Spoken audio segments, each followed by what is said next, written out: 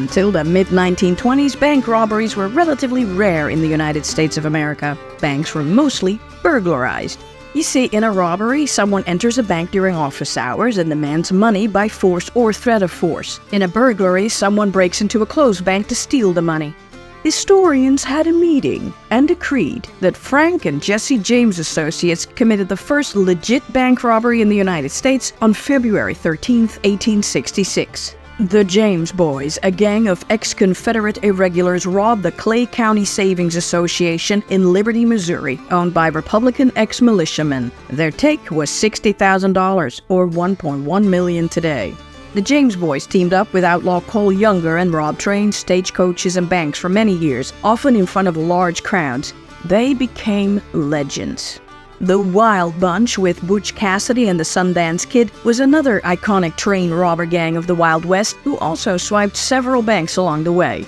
The press glamorized the gangs, who were considered the larger-than-life anti-heroes of the Wild West and the Old Confederacy.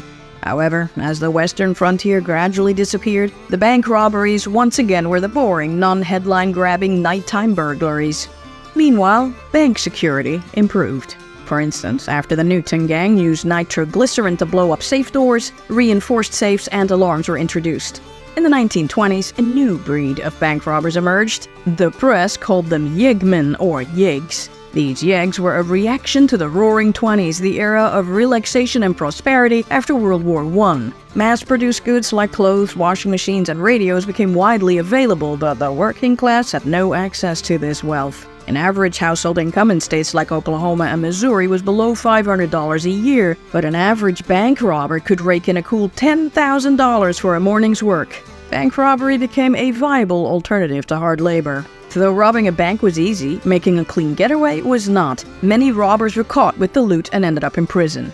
That is, until Herman Carl Lahm. In 1917, while serving time in a Utah prison for a botched holdup, Herman the Baron Lahm developed a highly effective method for robbing banks, the Lahm technique. He turned bank robbery into a profession. The Baron introduced casing a bank. His men spent hours observing the bank guards, alarms, and tellers. They would study floor plans, identify safes, and make contingency plans. Lahm assigned every gang member a role in the robbery, such as the lookout, the wheelman, the lobbyman, and the vaultman. Each robber had a task that was timed to the second. Once time was up, everyone had to leave, regardless of how much money was collected. Lahm's most important invention was the getaway map, marked with landmarks and back roads. He called them GITs. The GITs were stuck to the dashboard of a high-powered nondescript getaway car, ideally driven by a race car driver. He used a stopwatch to time distances and rehearse the GITs in different types of weather. The Lahm technique was very successful and a highly guarded secret until the Lahm gang was caught and one of its members taught it to John Dillinger. I am Yvette and this is Defragged History. Thank you for tuning in to episode 1 of the story of John Dillinger, how it started, how it ended, and everything in between.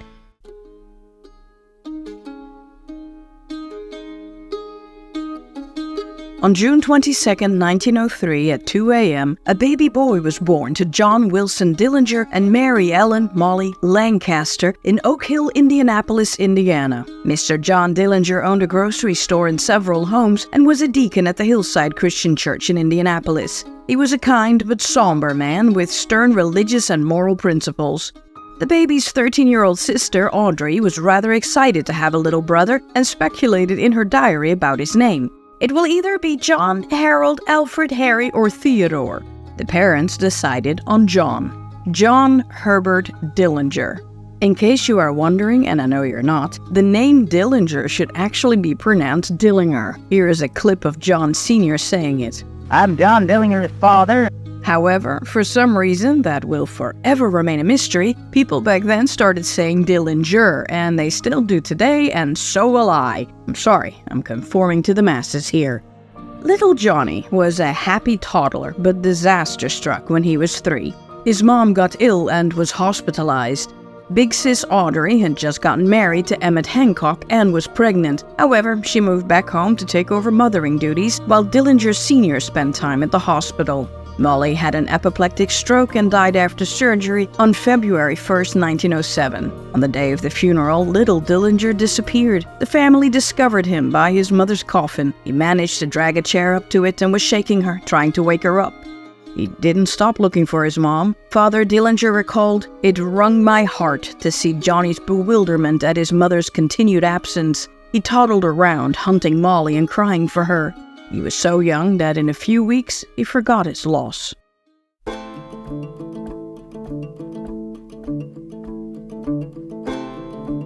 Johnny's upbringing was inconsistent. Though Daddy Dillinger believed in spare the rod, spoil the child, he didn't spare the rod one moment. The kid was severely beaten for the slightest misbehavior or was locked up, but spoiled him the next by giving him the first bicycle on the block or allowing him to run around after dark.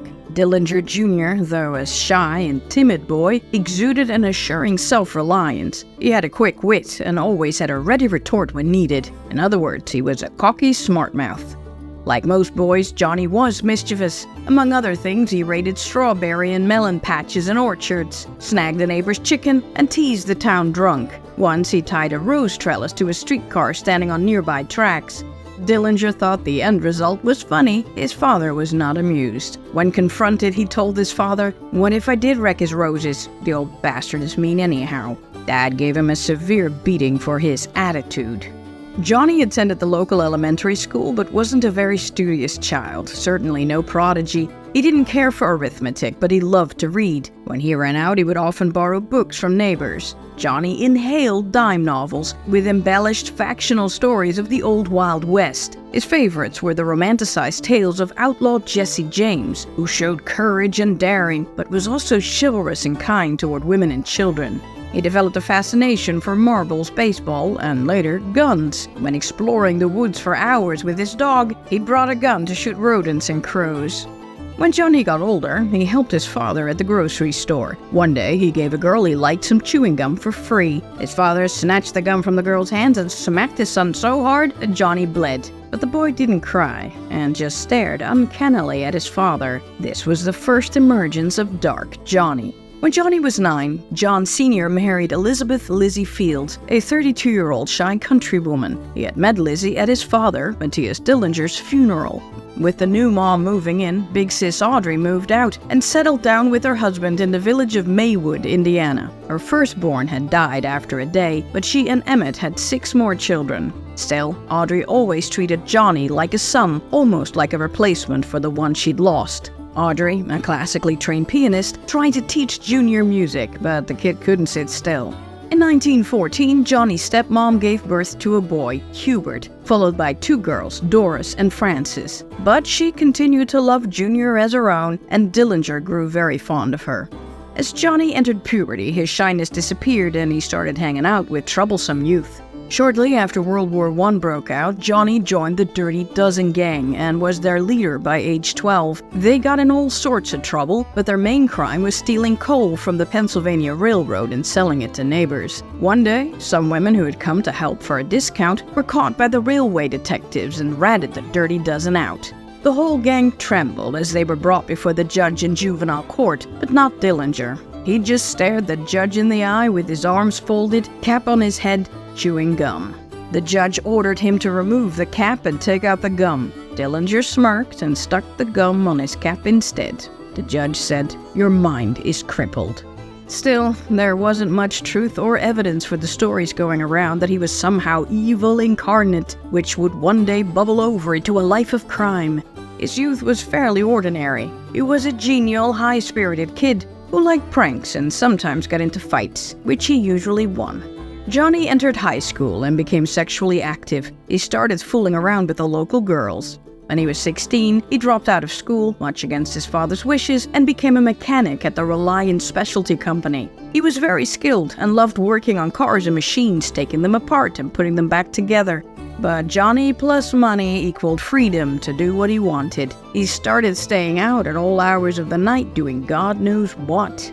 Father Dillinger stepped in to save his son from potential ruin. He had already planned to retire and decided to move his family to a farm in the countryside. He sold the store and his 4 houses and bought a 62-acre spread in Mooresville, Indiana, Lizzie's hometown of 1800, to run a corn and chicken farm. Johnny still lived at home and had to move with them. The Dillingers came from a long line of farmers, and the old man figured rustic farm life might calm young Dillinger down.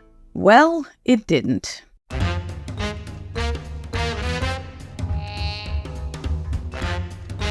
The temperance movement in the United States gained momentum during World War I. They loudly proclaimed the negative effects alcohol had on people's health, personalities, and family lives. They were campaigning to get the government to ban it. Factory owners backed the plan. No alcohol meant an increase in productivity and fewer workplace accidents. It looked like a ban was coming when the United States entered World War I in 1917. President Woodrow Wilson prohibited alcohol production to save grain for food. When the war was over, Congress decided to make it official, submitted the 18th Amendment, and passed the Volstead Act in 1920, which banned the manufacture, transportation, and sale of intoxicating liquors.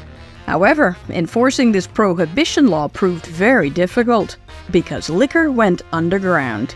Enter bootlegging, the illegal production and sale of liquor, speakeasies, the hidden stores or nightclubs that secretly sold alcohol in back rooms, and homemade moonshine or bathtub gin.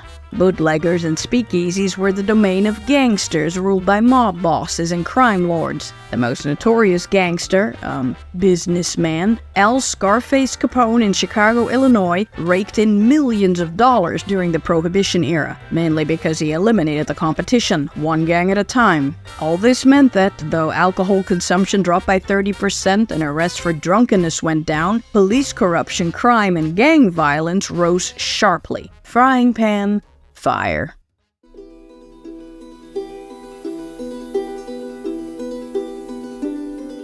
John Dillinger Jr. moved into a second-floor bedroom of the white 2-story farmhouse in Mooresville, Indiana, but he had a job, so he commuted the 18 miles to Indianapolis on the Interurban, an electric streetcar. But riding the Interurban was for losers, so he bought and fixed up an old motorcycle. He rode it until he could afford a car, an old prototype Chevy. Like most young men, Johnny had a need for speed and quickly caught his first speeding ticket. The fine was $11, nearly a week's wages. He was thrilled when his father let him drive the family Epperson Jackrabbit sedan, which had a more powerful engine than the Chevy. Johnny would take the local youth for rides, and he became very popular.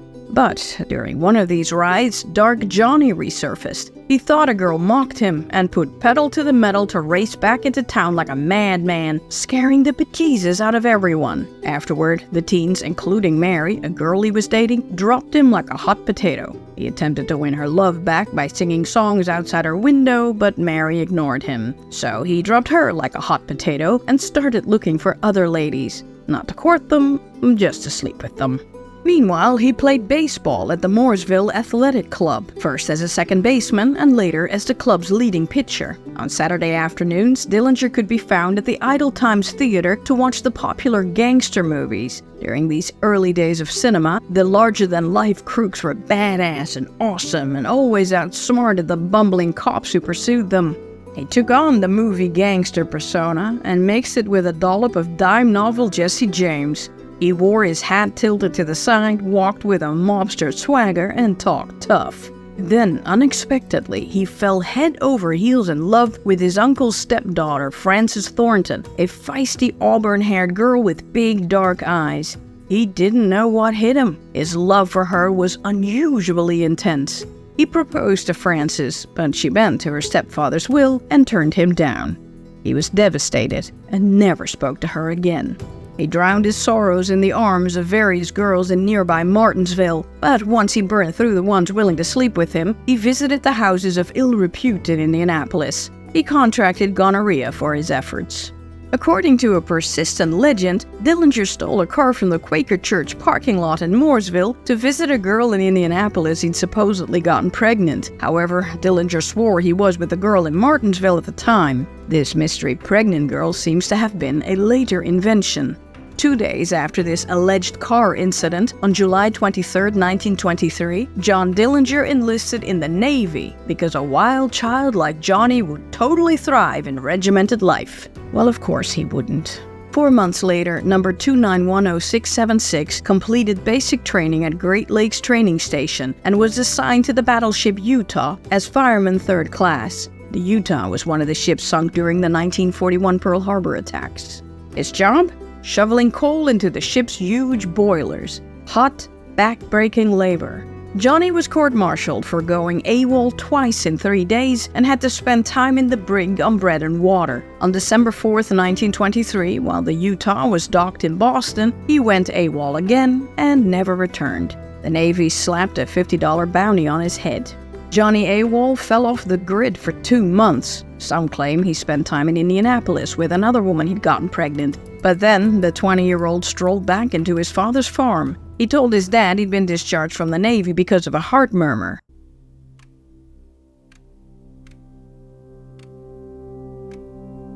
Back at the Mooresville farm, John Dillinger Jr. was somber and aimless. He worked odd jobs and slept his way around town. Then, on April 12, 1924, seemingly out of the blue, he married Beryl Ethel Hovius, a gorgeous 16-year-old from a poor working-class family. To get around the parental consent laws, Hovius lied that she was 18. Many thought she was merely a Frances Thornton stand-in and that Johnny didn't really care for her, but they enjoyed each other's company very much. Beryl dropped out of high school and became a waitress to help make ends meet. The newlyweds soon moved into an upstairs apartment near Martinsville Town Square.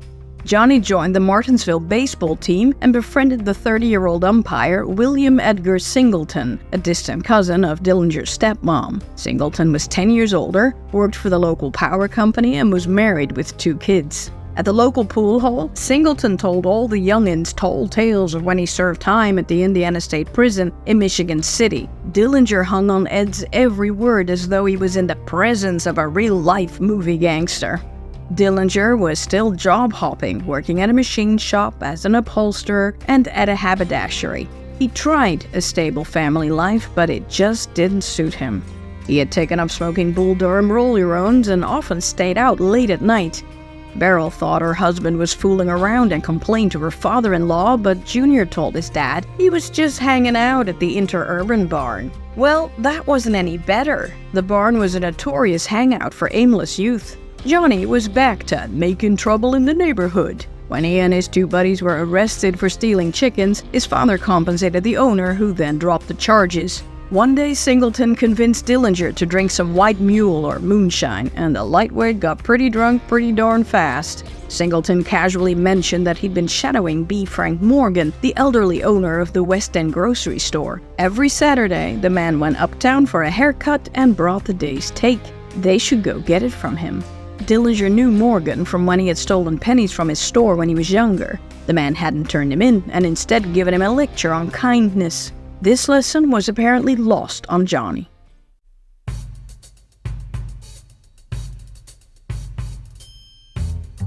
On September 6, 1924, grocer Frank Morgan locked up his store and headed for the John Smith's barbershop in Mooresville. In his pocket, the day's take of $120, which he dropped off at home on his way over. After he was done, at around 10 p.m., Morgan walked home. When he rounded the corner of the First Christian Church, a man leaped from the bushes, wielding an Iver Johnson gun in one hand and a bolt wrapped in a handkerchief in the other. The figure swung the bolt and let it land on the man's head, or rather, his straw boat or hat. The hat was crushed, and the man fell to his knees, but the bolt had no heft to it and failed to knock the grocer out. Morgan didn't stay down. He grabbed his assailant's gun, and while the duo fought for it, it went off, grazing the grocer's left hand between the thumb and forefinger. Porch lights snapped on left and right, and Morgan yelled for help. When several neighbors came running, the assailant fled down the street, ducked into an alley, and made a beeline for the getaway car parked half a block away. The attacker was John Dillinger, the getaway driver, Ed Singleton. Johnny heard the Model T crank and fire, but the sound of the motor didn't get louder. Instead, it faded. Veteran crook Singleton had gotten spooked when he heard the shot. Johnny was on his own. He ducked into the pool room and was like, "Hey, so, gee, what about that Mr. Morgan, huh? Ain't that something?" No one knew what he was talking about, and his nervous behavior raised suspicions. And were those bloodstains on his hat and pants? John Jr. bailed and hid out at his pop's farm. 2 days later, on Monday morning, September 8, 1924, Deputy Sheriff John Hayworth and Marshal Greason drove to the Dillinger farm. They told John Jr. to get his hat and coat. He was going to the Martinsville jail. John Sr. figured his son had been involved in an interurban brawl or had done some more chicken snatching. Dillinger remained tight-lipped during questioning. He denied being involved in an assault on Mr. Morgan. They told him, "Well, Mr. Morgan identified you." Listeners, he hadn't. But Dillinger said nothing. The police had enough to hold him and figured the young man would regain his memory, spending some time in a nasty jail cell. However, the county prosecutor needed a confession to make a case. He promised Johnny leniency if he pleaded guilty, but Dillinger said nothing.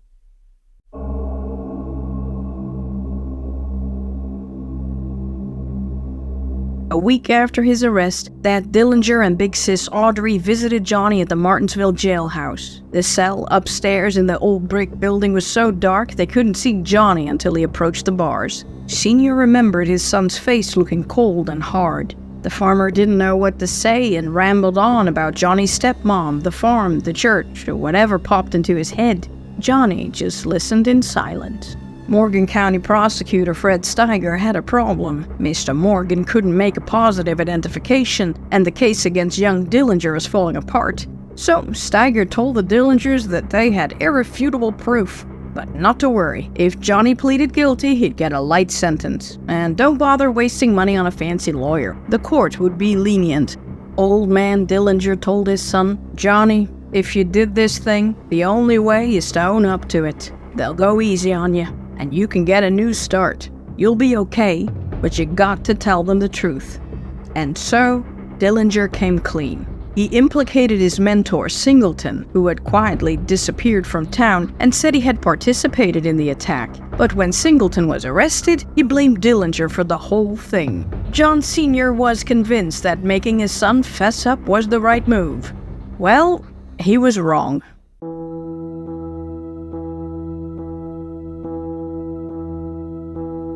On September 15, 1924, John Dillinger and Ed Singleton appeared before Judge Joseph Warford Williams. Johnny had no lawyer, and the prosecutor had assured Dillinger Sr. that he didn't need to attend the trial either. However, this wasn't Singleton's first rodeo. He had hired a smart lawyer from Indianapolis who entered a not guilty plea and moved his case before a different judge. As planned, Dillinger pleaded guilty, expecting a light sentence.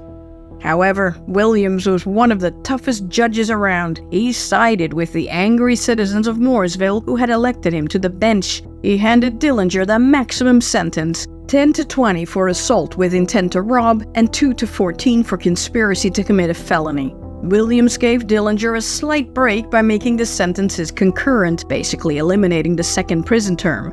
However, he now had to serve a minimum of 10 years in the slammer.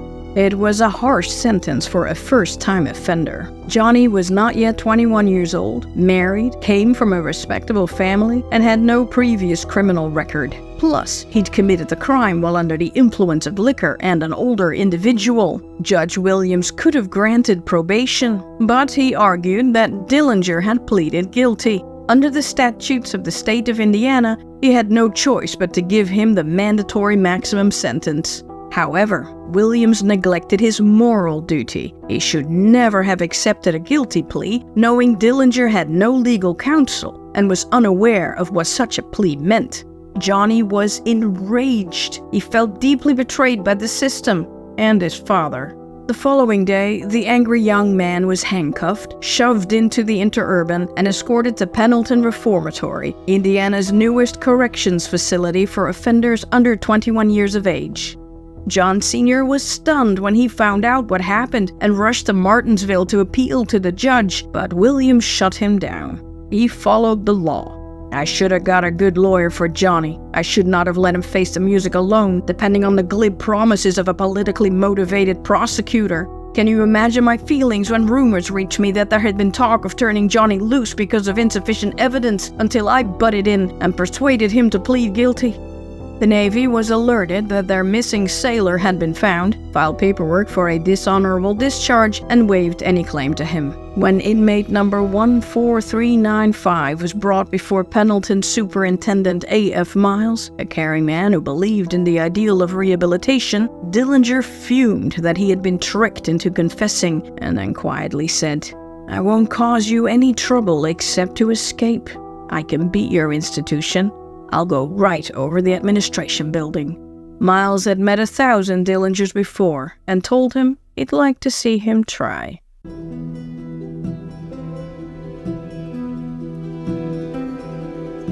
The Indiana Reformatory wasn't a prison per se, but its 30-foot reinforced concrete walls and gun towers at each of its 4 corners, with powerful searchlights at night, sure made it look like one. Johnny Dillinger was led through a maze of corridors and steel doors to a brightly lit, triple-tiered cell block. Pendleton was designed to house 1,200 short-term minors, men under 21, but it was dangerously overpopulated and understaffed. Most guards pulled double shifts to keep nearly 2,500 inmates in line.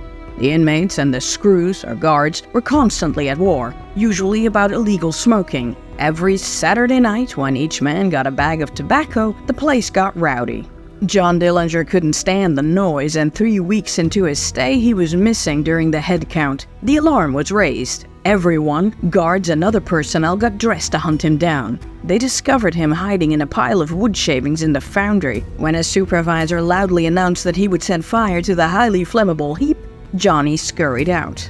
Just like that, barely 30 days into his sentence, he earned an extra 6 months.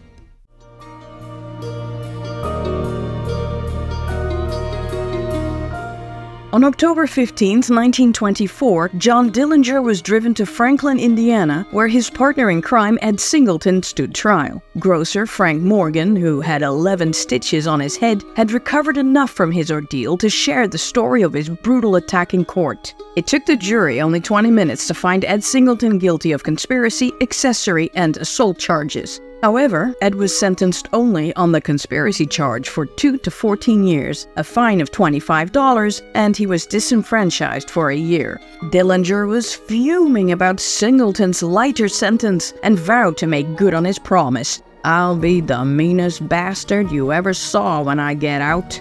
However, on the way back to Pendleton, Dillinger seemed indifferent. On the Interurban, he offered his friendly escort, Morgan County Deputy Russell Peterson, a peach and some candy. Peterson declined. The treats might be doped. At the Interurban barn in Indianapolis, Peterson bought John Jr. a soft drink and allowed him to drink it at the picnic table outside, but the handcuffs stayed on.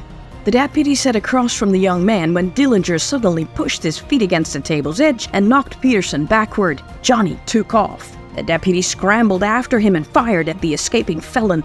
Johnny knew Indianapolis well, but not well enough. The chase ended in a blind alley. Peterson quickly cornered him, dragged him back to the Interurban, and returned him to Pendleton. He told interviewers later, "I knew John's dad. I thought well of him. Besides, John was just a kid, and you can't take 10 years out of a kid's life." Once under lock and key, young Dillinger was always on the lookout for ways out of prison. In November 1924, 2 fellow inmates had gotten hold of a hacksaw blade and showed Johnny how far they'd sawed through the bars. Dillinger saw possibilities and told his wife Beryl he'd be home for Christmas.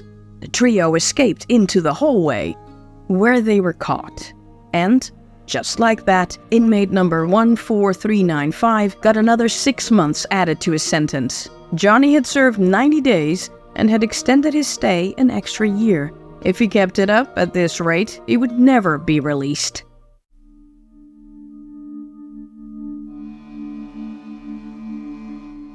The Indiana Reform House had 4 civilian-run factories that used the cheap forced labor of the prisoners to turn a nifty profit. Inmates worked 8-hour days making shirts, underwear, pants, kettles, tableware, and other objects. John Dillinger was assigned to the most hated Foundry 4 with its 130-degree heat to make manhole covers. He accidentally on purpose poured hot steel into one of his foundry shoes. He hoped for a transfer, but he wasn't the first to try this and stayed on. So Dillinger poured acid on his heel to make the injury much worse, and he was transferred to yard duty. Dillinger, prison management, 1-0. In 1927, he switched tactics and became a model prisoner. As a reward for his good behavior, he ended up in Shirt Factory No. 2 as a seamster and made new friends. One such friend was Homer Van Meter from Fort Wayne, Indiana, the prison clown. A year and a half younger than Dillinger, Homer had run from home when he was 12 and spent many years thieving. Eventually, he was busted for a train robbery and was given 10 to 21. Van Meter was always involved in one escape attempt or another and was frequently punished for not finishing his jobs. He may have been Mr. Funny Man, but he was also a master at cunning. He may have suffered from some undiagnosed psychiatric illness. Either way, everyone considered him too dangerous to be cut loose. Another one of John's new buddies was the equally irredeemable Harry Pete Pierpont. A year older than Dillinger, Pierpont was nicknamed Handsome Harry for his chiseled movie star features and bright blue eyes. He'd already spent time inside for attempted carjacking. However, his mother, Lena Pierpont, had convinced officials to release him after serving 6 months in 1924. Pierpont decided to give going straight a whirl and worked at his father's sand and gravel business, but he got bored, assembled a gang of thugs he had met in the joint, and robbed Indiana banks. However, Pierpont and the gang were betrayed by one of his gangmates' girlfriends, and Handsome Harry was hit with a 10 to 21-year sentence. All of Pierpont's breakout attempts failed, and he was eventually shipped off to Indiana State Penitentiary in Michigan City to make him their problem. Van Meter was unloaded on the big house soon after. Dillinger took his friend's departures hard. He dropped the Model Prisoner Act and behaved like a child. The punishments were once more piling up. While Dillinger languished in the reformatory, Chicago was shaken by a violent massacre.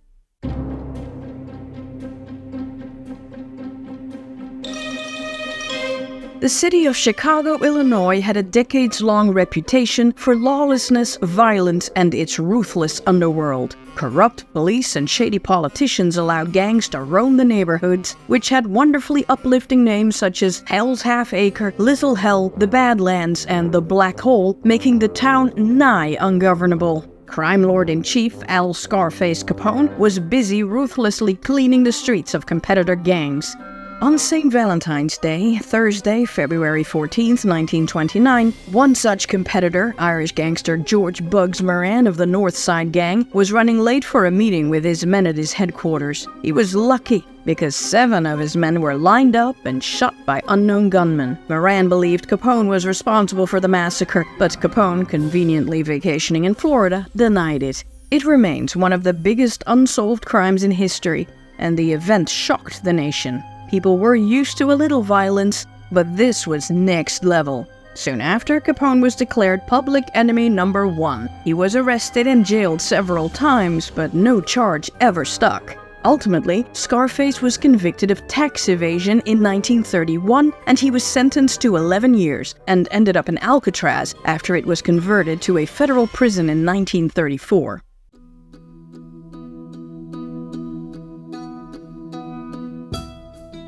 Inside Pendleton Reformatory, John Dillinger attended school. He also played shortstop in baseball games organized by a semi-professional team from a town nearby. Fortunately, Pendleton wasn't too far from home, so his wife Beryl and his family could visit him. But the trips were time-consuming and costly, and after a few years, visitor fatigue set in. Writing letters also became a chore, and Dillinger's long letters often went unanswered. Only Mary, his favorite niece, remained true. She visited him whenever possible, but more importantly, she wrote the prisoner long letters, truly a blessing for the incarcerated uncle. Audrey pestered Beryl for not visiting her husband more often, but she claimed she didn't have money for the interurban fare. She even sold a sweater once to pay for the trip. Besides, the visits with her prison hubby often ended in fights, and then she just stopped going. In April 1929, Beryl unexpectedly showed up during visiting hours to bring Johnny bad tidings. She had filed for divorce. No one but John was surprised. On June 20th, 1929, the judge granted her divorce on the grounds that her husband was a convicted felon. A week later, Beryl married a mechanic named Harold McGowan. Johnny was devastated and spent hours silently brooding in his cot. He couldn't find the words to express his grief. Dillinger later said, "I began to know how you feel when your heart is breaking. For 4 years I had looked forward to going back home, and now there wasn't going to be any home to go back to." But the blows kept coming. His parole hearing didn't go well. The chairman of the parole board told him, "Young man, you've only served a small part of your term, and apparently you aren't amenable to prison life. Perhaps you'd better go back for a few years." Dillinger was stunned. He'd served nearly 5 years and behaved like a choir boy in the last 2. There was simply no pleasing these people. Johnny told the board to transfer him to the Indiana State Penitentiary at Michigan City. It was the parole board's turn to be stunned. Dillinger explained, "I want to go there and play baseball. They have a real team." The board was like, "Doubt." But Indiana Governor Harry Geyer Leslie, who had seen him play, said, "It might be an occupation for him later. I'd be in favor of his transfer." And so, on July 15, 1929, John Dillinger was transferred to Michigan City. Listeners, he never had the intention to play ball there. He just wanted to reunite with those who could teach him how to be bad: Harry Pierpont and Homer Van Meter.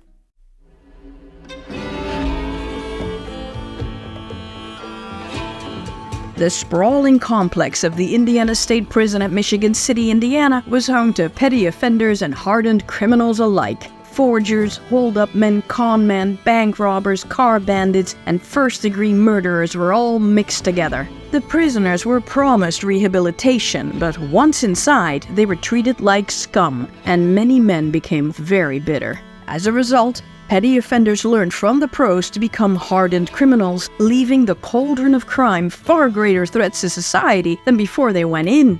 The lesser criminals held out hope for parole and wrote or got others to write appeals to the parole board. Of the irredeemable inmates, the older crooks were generally resigned to their fate, while the younger pros constantly looked for ways to break out. When Dillinger arrived, tight restrictions had just been put in place for the 2,800 inmates at Michigan City. After some unruly incidents, the silence system was introduced to control the prison population. Men ate, marched, and worked in silence and raised their hands if they needed to go to the toilet. They learned to talk to each other without moving lips. Like all the other prisoners, Dillinger lived in a cell of 6 by 9 by 7 feet, lit by a bare 25-watt bulb. On the wall hung a card with 27 rules. Inmates had no books, magazines, or newspapers in their cells, and their only possessions were 1 piece of soap, a towel, a corncob pipe, and tobacco. A prisoner could smoke 3 times an evening, with a trustee moving from block to block with a torch to light his pipe or cigarette. Trustees were also inmates, but they were considered harmless by the guards and had more freedoms. Indiana State Prison also had private businesses inside to tap into the forced labor of the prisoners. Seamster Dillinger was assigned to Shop 8A of the Gordon East Coast Shirt Factory and got mad skills on the Tomcat sewing machine, setting collars on Blue Yank work shirts. Among his co-workers at the shirt shop were his buddies, Harry Pierpont and Homer Van Meter. Homer and Harry had already given the guards a lot of trouble. Pierpont had tried and failed to escape 4 times, but was working on a 5th attempt. Though Dillinger was a nobody in the big house, he was liked by almost everyone for his humor and his willingness to help a fellow inmate out. Still, he misbehaved and was punished for several offenses. Broke into a garden house and stole all the melons and tomatoes, cooking over fire in cell, possessing several books and cigarette papers and a lighter. He was put into solitary confinement twice for having a razor in his cell and shaving with it. But something changed when he left solitary for the last offense. One inmate claimed he'd grown up from a harebrained, good-natured kid to a real man. Since Michigan City was much further north than Pendleton, it was harder for Johnny's family to visit him. They just wrote letters. On October 24, 1929, 5 inmates, led by Russell Booby Clark, organized a strike in the prison shops. However, Deputy Warden Harry D. Claudy, responsible for security inside the walls, isolated the ringleaders and ended the trouble. Warden Claudy was universally hated and nicknamed I God because of how he said, "My God." Dillinger hadn't joined the strike because he feared it would hurt his chances at parole. As it turned out, it didn't matter. Each of Dillinger's petitions for clemency was turned down, and Johnny became depressed. He was no longer interested in joining the baseball team, he just wanted to get out. However, things on the outside were arguably about to get a lot worse than inside.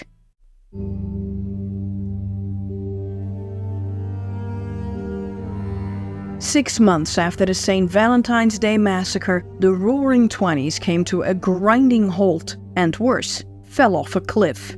Here's the short version. The period after World War I was party time USA. The economy was booming, production was booming, people had money to burn, and many bought stocks to make a quick buck. Banks loaned people money to buy these stocks. Predictably, stock market figures went up, and even more stuff could be produced. However, factories churned out products faster than people could buy them. As a result, the prices of the products dropped, and with it, the stock value. Well, it should have, but it didn't. These artificially inflated stocks created an economic bubble, and bubbles can only burst. On September 20th, 1929, the London stock market crashed and America panicked. Just as the government intervened during the 1907 crisis, capital was injected into stocks to save the economy, but the market fluctuated too much. On October 28, 1929, or Black Monday, people and companies started selling their stocks en masse and investments became worthless. The Dow fell by 13%. On October 29th, Black Tuesday, a record number of stocks were traded and the Dow fell by another 12%. Within no time, no one had money left to invest and the American industry collapsed, taking the economy down with it. Thus began the Great Depression. Thousands of families lost their jobs and were forced into a nomadic life, going from town to town searching for a better life, which was nowhere to be found. Because people no longer had money, the banks collapsed as well. Nearly half the banks closed due to bad investments, embezzlement, mismanagement, and massive withdrawal runs by a panicked public. And they took their customers' money with them. People were furious at these heartless institutions that stole money from loyal customers, and bank robbers became the new heroes, punishing the banks for their evil behavior. Of course, the bank's losses were covered by insurance companies, but yeah, President Herbert Hoover did nothing to help the Americans. He firmly believed that everyone should just suck it up and pull themselves up by their bootstraps the good old American way. But too few people were left owning boots. Protests erupted everywhere, and people marched on Washington, D.C. When things got violent, soldiers and tanks were deployed to push back the starving crowds. It was not a good look for the Republican president, and the Democrats got ready to swoop in to the rescue.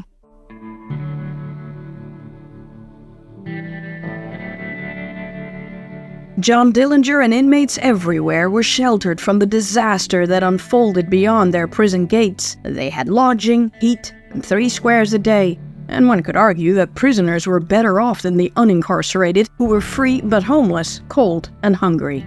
But the penal system was in trouble. The Prohibition era had already massively driven up the costs for law enforcement jails and prisons. But in the Depression era, crime rates went through the roof. The prisons were bursting at the seams. No one had money to pay for it all. People wondered if perhaps now was a good time to end the ban on alcohol, drive down crime, and bring back jobs and revenues. Administrations everywhere realized they should just let some inmates go. Well, some wouldn't wait for this release lottery and help themselves. On December 29, 1929, Harry Pierpont let himself out of his cell with a homemade key and freed 11 others. They took apart their iron beds to make ladders, but were caught while sawing out the bars of a window.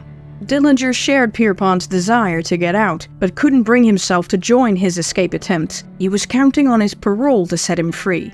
Omer Van Meter also set his sights on parole and did a 180. He became a model prisoner and studied law, history, and philosophy. His performance convinced many, but he had no intention of going straight. He just wanted to get on the outside where the bank robbers were.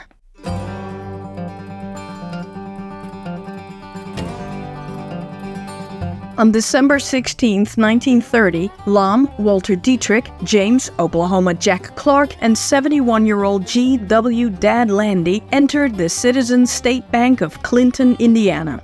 They gathered $15,000 in mere minutes and escaped in a new Buick sedan. However, when a local barber emerged from his store with a shotgun, the getaway driver panicked, made a fast U-turn, hit the curb, and blew out a tire.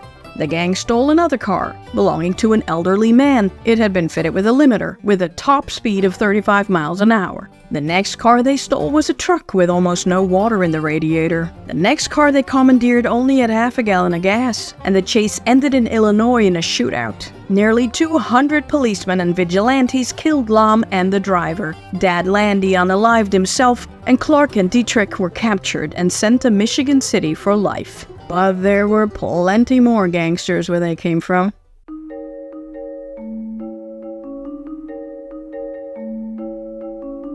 In 1930, 26-year-old Charles Arthur Floyd was paroled after serving 5 years in a Missouri prison for a grocery store robbery in 1925. Charles moved to Kansas and tried to go straight, but the police constantly harassed him and he became bitter. So he teamed up with some prison pals and was right back at it. In no time, he was arrested again for a bank robbery which cost a police officer his life. But while on the train ride to prison, he jumped out a window and fled to Oklahoma to continue his crime spree. The world knows him as Pretty Boy Floyd. There was the Barrow Gang. Clyde Chestnut Barrow, or as he preferred, Clyde Champion Barrow, was a two-bit burglar who ransacked stores throughout North Texas with his brother Ivan, named Buck. In 1930, Buck was captured and sent to jail. Clyde, who had just met a babysitter named Bonnie Parker, was arrested soon after. He convinced Bonnie to smuggle a gun into the prison and used it to escape with 2 other men. Clyde went right back to stealing cars and burglarizing stores. He was caught again and sent to prison for 14 years, but got out after 2. Bonnie and Clyde were immediately reunited. While Clyde tried to go straight and get an honest job, like Floyd, the police harassed him, and he swore to his mom, "Mama, I'm never gonna work again, and I'll never be arrested again either. I'm not ever going back to that prison hellhole. I'll die first. I swear it. They're gonna have to kill me." Clyde chose a life of crime and started the Barrow Gang. Bonnie wasn't involved other than sometimes being in the getaway car. One time it stalled and they were cornered. Clyde got away, but Bonnie was arrested. She was released 3 months later, and the Barrow Gang roamed the states, living out of their cars and robbing random stores and gas stations. However, the gang remained largely unknown outside Texas, for now. Then there was the Barker Gang, a bunch of murderous hillbillies from Tulsa, Oklahoma, consisting of 2 of Kate, Ma Barker's youngest sons, ex-convicts Fred and Arthur Doc Barker. Don't buy into the FBI-sponsored myth that the 60-something Ma Barker was the uber-villainous machine-gun-wielding brains of the gang. She was no criminal, no mastermind, never fired a gun nor robbed a bank. Her only crime was caring deeply for her criminal sons, who took good care of her. No, the brains of the Barker Gang was Alvin Karpis from Wichita, Kansas. He was basically Ma Barker's adopted son and referred to the gang as the Barker-Karpis Gang, which added more crooks along the way. They killed several cops, and with law enforcement on their tails, Karpis figured there were safer ways to make money: kidnapping. He got his inspiration from the kidnapping of aviator Charles Lindbergh's infant son in New Jersey. The ransom was paid, but the kid was found dead. Compared to the high-risk, potentially low-yield bank robberies, the low-risk, potentially high-yield kidnappings became all the rage among various gangs. The Barker-Karpis Gang gave it a whirl, as did another gangster named George Kelly Barnes, aka Machine Gun Kelly, and his highly experienced criminal wife, Catherine Thorne. More gangs and gangsters terrorized the land, but these are the ones to remember. With all the gang action outside, the crooks on the inside were itching to get out and become part of this colorful mosaic of crime. Well, they were working on it with a brand new escape plan.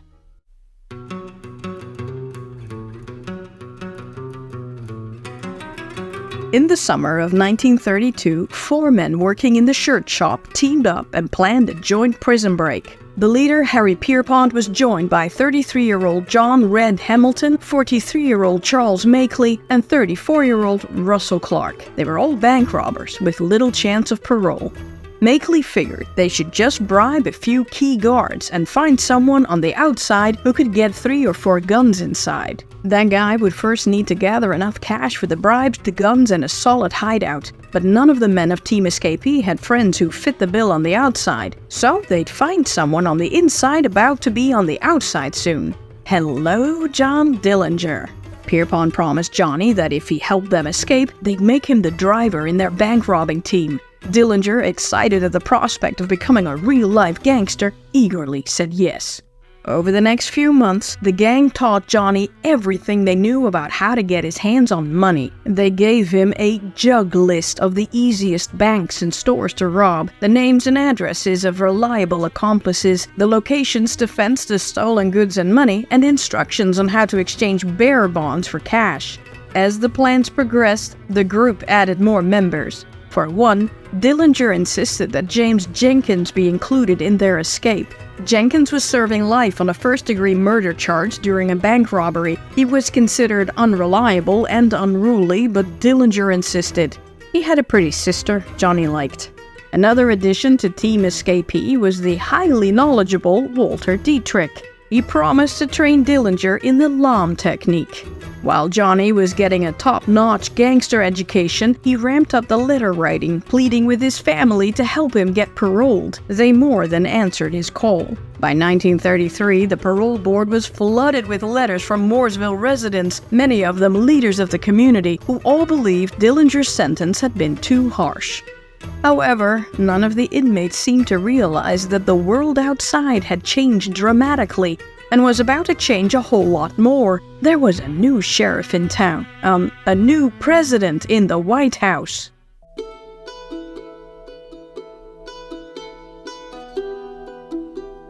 By 1932, almost a quarter of all workers in the United States were unemployed. Hundreds of thousands had lost their homes to foreclosure, and the many homeless ended up making camps, mockingly called Hoovervilles, anywhere they could.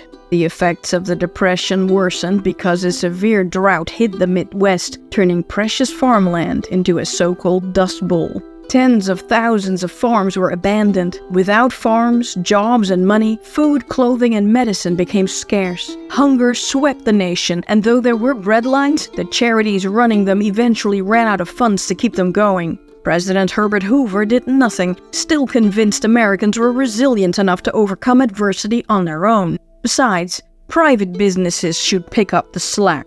Well, they didn't. The governor of New York, Franklin Delano Roosevelt, and his advisors decided to act to prevent mass deaths. In a first for state government, FDR launched several employment programs, and he ran for president after securing the Democratic nomination. Once toe-to-toe on the national stage, the match was uneven. Hoover, not even really backed by his own party, was considered the passive status quo, and FDR was seen as the proactive symbol of hope. Many blamed Hoover for the Great Depression, and worse, his non-action in the years of hardship that followed. On the campaign trail, angry citizens often threw objects at him or his car as he rode through city streets. Roosevelt campaigned on a Ease the Depression platform, presenting a series of measures called a New Deal for the American people. FDR vowed that happy days are here again. Better yet, he vowed to end prohibition. He argued that a legalized liquor industry would create jobs, generate tax revenue, and ease the Great Depression. Once everyone can get drunk again, legally, everybody wins. In November 1932, Roosevelt easily defeated incumbent President Hoover and was elected the 32nd President of the United States of America. And tied in with his landslide win, many Democrats won in the various state elections. Winning the popular vote also guaranteed Prohibition's end. In February 1933, Congress adopted a resolution proposing a 21st Amendment to the Constitution to repeal the 18th Amendment. By December, it was done, although it wasn't until 1966 before all states ended the ban. The new president also promised to tackle the destabilizing crime wave sweeping the Midwest. On March 4, 1933, in his inaugural address, Roosevelt famously speeched, "So, first of all, let me assert my firm belief that the only thing we have to fear is fear itself. Nameless, unreasoning, unjustified terror, which paralyzes needed effort to convert retreat into advance. This nation asked for action and action now. We must move as a trained and loyal army, willing to sacrifice for the good of a common principle. I shall ask the Congress for the one remaining instrument to meet the crisis, broad executive power to wage war against the emergency, as great as the power that would be given me if we were in fact invaded by a foreign foe.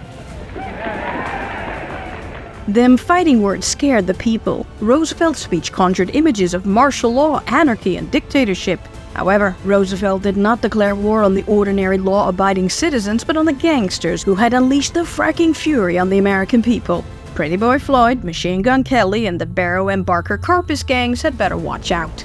FDR wasn't sending soldiers into battle to wage this war on crime, but agents of the Justice Department's obscure Bureau of Investigation. This branch of government would become known as the Federal Bureau of Investigation, or FBI, 2 years later in 1935.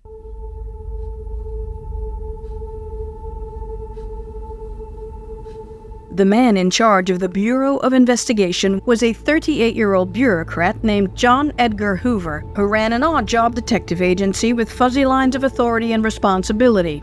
The Justice Department's Bureau of Investigation had been created in 1908 to investigate the regulation of interstate commerce, but had gained a horrific reputation. It had become a nest of nepotism and corruption, with agents blackmailing congressmen, selling liquor licenses to bootleggers, and auctioning off presidential pardons. After a Senate probe kicked out the Bureau's director and indicted the Attorney General for the unholy mess they'd created, the honest and industrious Assistant Director, J. Edgar Hoover, was given interim leadership. The 29-year-old had big and detailed plans. Hoover modeled the new and improved federal force on UK's Scotland Yard. He was looking for young, bright, clean, neat, well-spoken, energetic white men between 25 and 35 with law degrees from solid families. In other words, all men like himself. And he got them. One such lawyer agent was a Southern gentleman named Melvin Purvis, a loyal, hardworking young man who quickly rose through the ranks to become the special agent in charge of the Chicago Field Office, one of the most crime-ridden towns out there. Remember him. Hoover ruled with an iron fist. He didn't tolerate backtalk and punished agents for the slightest infraction of the strict rules he'd implemented. His drastic measures transformed the Bureau into a modern, efficient government organization. Hoover closed ineffective field offices, streamlined bureaucracy, standardized paperwork, and created a chain of command. He was devoted to scientific policing, crime fighting based on fingerprint and evidence-based analysis. Interim was removed from his title. Hoover's role was strictly administrative and he seldom left his office, but his agents roamed the countryside constantly on week-long, even month-long assignments. The agents' family lives, if they had any, suffered greatly, and most agents were or became bachelors. There was one teensy-weensy problem with the Bureau. Hoover's men were strictly investigators, or fact-finders, as he called them, not policemen. Crimes were handled by the state. The Bureau investigated federal offenses, including sedition, interstate car theft, bankruptcies, antitrust violations, land fraud, federal prison breakouts, and crime on Indian reservations. The Bureau had also overseen the investigation of the Lindbergh baby kidnapping, and Hoover had been instrumental in passing the Lindbergh Law, which made kidnapping a federal crime once a kidnapper or victim crossed state borders. But they didn't carry guns. Once it was time to make arrests, they stepped aside and let local or state police do the honors. Often these cops were not the most upstanding officers. Most men were hired because no one wanted the job since the pay was minimal and irregular. In some cases, pay only came from the rewards offered for criminals the state wanted.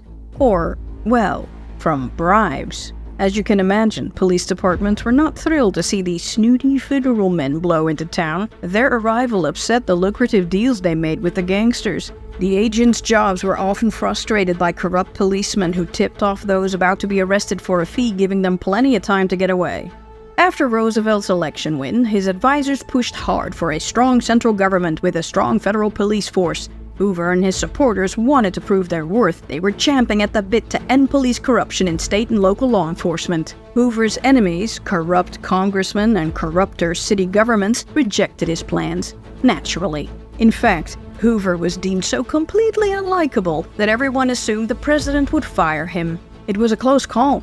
But J.E. lobbied something fierce, and the new Attorney General Homer Stitley Cummings kept him on. In quick succession, the Bureau was renamed United States Bureau of Investigation, Division of Investigation, and Federal Bureau of Investigation. I'm just gonna stick to Bureau of Investigation for this series to keep it simple.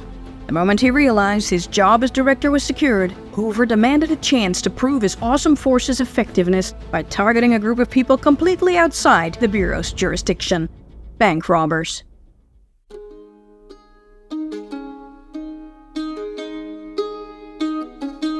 29-year-old John Dillinger's scheduled parole hearing was looking good due to the relentless efforts of his family. By April 1933, they'd gathered signatures of nearly 200 of Mooresville's upstanding citizens on a petition urging his parole.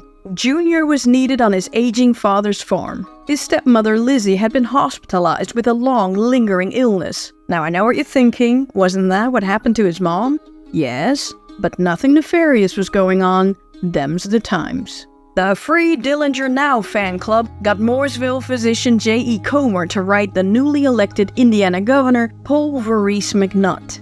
He is a bright man, and so far as I know, was never in trouble until this unfortunate circumstance placed him in the condition he is now in. I believe the community at large would sanction his release and think all would help him to become the man he should.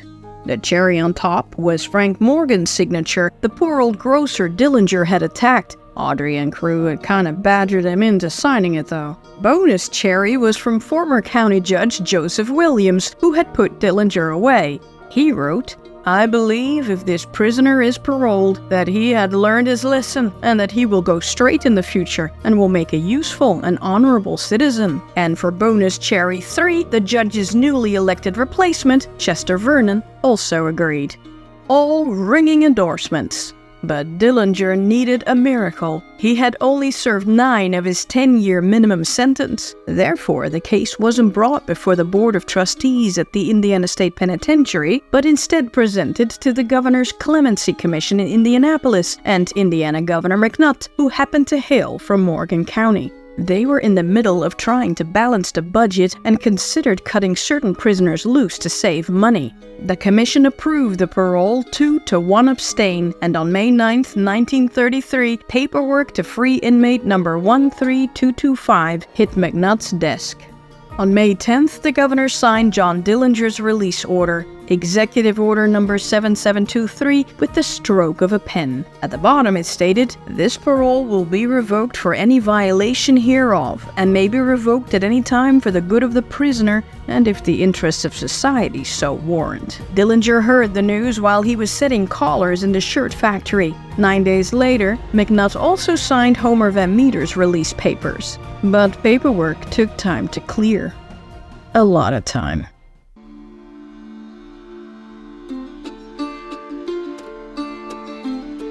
After the decision was made to release John Dillinger back into the world, nothing happened for 11 days. Then, in the early afternoon of May 20th, 1933, Indiana State Prison Warden Walter H. Daly was handed a telegram from a prisoner's father. "John Dillinger, number 13225, mother not expected to live. Can you send him at once? Answer." Mom had been making a cake for her son Hubert's upcoming birthday when she suffered a stroke and collapsed on the farmhouse kitchen floor. Daly told an assistant to finish processing Dillinger's papers. He could be picked up in 2 days. Hubert Dillinger and Fred Hancock, Audrey's eldest son, sped the 140 miles to Michigan City in an old car and arrived just after 6 p.m. on May 22nd. John Jr., brighter, trimmer, and more muscular, was given a cheap suit, a $10 bill, and a handshake from the warden. On his way out, he turned to look at the hated building and said, "I'd rather be dead than ever go back in there." The trio raced home, but an overheating engine and a blown tire slowed them down by 20 minutes. They arrived at the Dillinger farm in Mooresville at 12:30 a.m., just as another car pulled into the driveway. The local funeral director, John, walked into the house, saw his father, and asked, "Where's Mom?" His father couldn't speak. Mom had died only minutes before. John Sr. recalled, "I just looked up at him, trying to see his face that swam in my tears." The two embraced and wept together. Johnny had lost his mom, his stepmom, the love of his life, his wife, and nearly 9 years of his formative years. It was time for a change. In the car to Crown Hill Cemetery in Indianapolis, Dillinger told the undertaker, "I'm sick of it. I'm going straight." When John left the solemn funeral, he paid a visit to Frank Morgan, Morgan recalled. He shook my hand and said, "I want to apologize for stalking you that time. I've turned over a new leaf. I've reformed. I want to thank you for helping me get my parole." He seemed to realize that he had been bad. After making amends with Morgan, John dropped in on his ex-wife, spooking her. Beryl figured, he just wanted to know how I was getting along. I asked him to leave, and he did. Johnny got a visit from Mrs. Gertrude Rainier, the Quaker pastor of the Friends Church that the Dillingers attended. The Indiana State Warden had sent her a letter asking her to look in on John Jr.'s spiritual needs. Many townsfolk believed that Ed Singleton had been the crime's mastermind and that Dillinger was just a shill. Some wondered, even worried, whether Dillinger would seek revenge. It was rumored that Singleton had built a safe room and always carried a knife. Johnny saw Ed at a local gas station and ignored him. A few Sundays later, on Father's Day, he attended a church service where the pastor preached about the prodigal son. Dillinger wept. Pastor Rainier remembered. Throughout the sermon, young John sat there beside his father crying. Afterward, he came to me and said, "You will never know how much good that sermon has done me."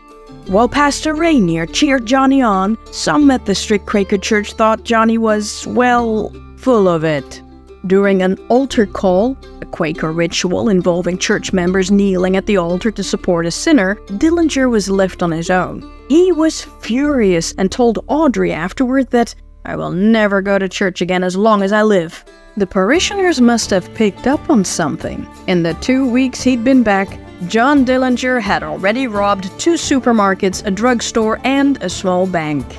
More about that in the next episode. See you there.